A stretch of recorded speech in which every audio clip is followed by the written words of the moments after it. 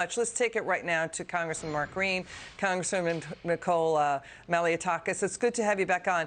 Okay, we know Republicans are looking into Russia funding anti-fracking climate activists to destroy U.S. energy independence.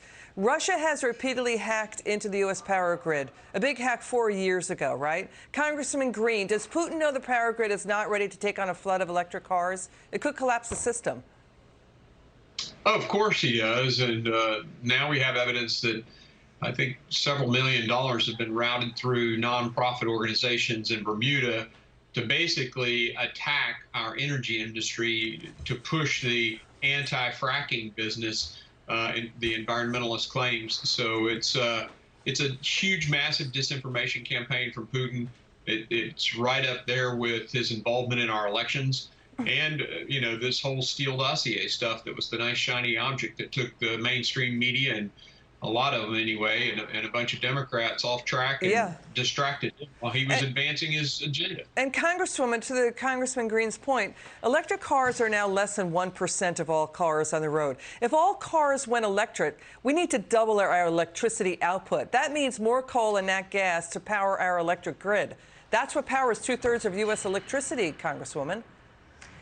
In New York City, where I'm from, they actually want to prohibit any new home development unless it is connected to just electric-powered heat. Think about that. No more natural gas. This is what is happening with the far left in charge. They are actually feeding right into people like Putin's hands by making sure that we are not exploring our energy independence right here at home. It is critically important that we do that. We know that these totalitarian regimes, dictators, tyrants, that they use disinformation campaigns, as my colleague just said. The question is, why are the Democrats playing into their hands? We need energy independence now. Yeah. It's a matter of national security and economics for American families. Yeah, to the Congresswoman's point, let's listen to Republican Congresswoman Kathy McMorris Rodgers with us last night on this topic of the GOP sending letters to climate groups saying, come clean, talk to us and where you're getting your funding from. Watch this.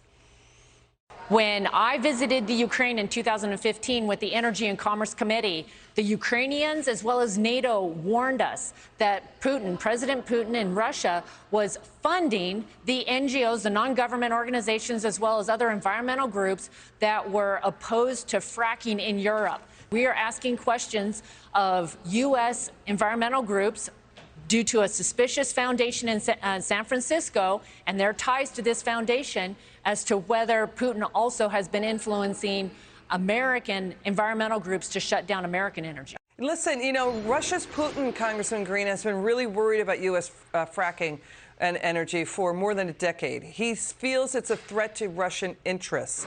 You know, when U.S. fracking took off last decade, and oil prices dropped by half, that's when he sat up and took notice. Former NATO Secretary General Hillary Clinton has been warning about Russia funding propaganda against fracking and U.S. energy. What do you say, Congressman Green? Well, absolutely. When we produce and when we're energy independent and the supply of oil and gas is coming from our wells, the price of that gas and oil decreases massively. You'll recall that actually the price of oil went negative. They had to pay people to come get it out of the wells back when Trump was president.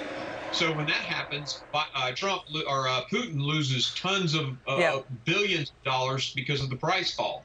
Yeah, that's a good point. Of course he's going to push, you know, an anti-fracking, disinformation campaign because it increases the price of gas and makes him more money. That's right. And Congressman Malliotakis, Tesla increased the prices of its entire lineup of electric vehicles 5% to 10%, shortly after the Transportation Secretary, Pete Buttigieg, was pushing electric cars.